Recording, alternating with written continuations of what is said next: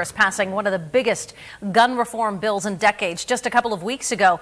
And now Democratic members are pushing for more gun reform. They are eyeing a ban on assault rifles. Our Washington, D.C. correspondent Rachel Knapp joining us live from the U.S. Capitol on this. Good evening, Rachel.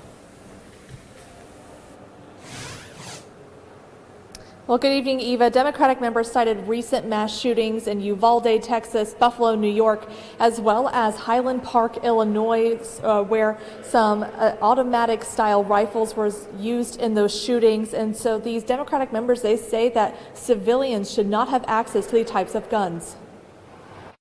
We are serious in saying America can do better. America must do better. It is inexcusable, unacceptable, un-American for us to sell combat weapons to a man like the shooter in Highland Park. There is no excuse.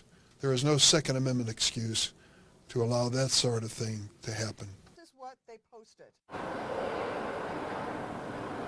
Locals from Highland Park, Illinois were at the Capitol testifying in a Senate hearing on preventing mass murders. Officials said a shooter used an AR-style rifle and opened fire on a crowd at a 4th of July parade in Highland Park, killing 7 people and injuring many more. Democratic members in both chambers are pushing for a ban on automatic rifles, and in the House committee, they even looked at a bill that would do exactly that. However, Republicans are heavily against this idea.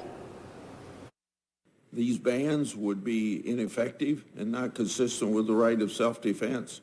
2004 Department of Justice study concluded that after 10 years of assault weapons ban, there was no statistically significant evidence that banning assault weapons reduced gun murders. At one point in our history, the U.S. did have an AR-style rifle ban following a series of shootings in California. Congress in 1994 enacted a federal assault weapon ban, but it was passed with a 10-year sunset provision, which means that ban expired in 2004, but Congress did not reauthorize that ban. Now, looking at recent bipartisan bicameral gun reform legislation President Biden signed into law, Democrats pushed for an automatic rifle ban to be included in that legislation. That was one of the areas Republicans drew a line at. Now, even though that there's this renewed push on banning these style of guns, even if that bill makes it over into the Senate, it's likely it'll fail.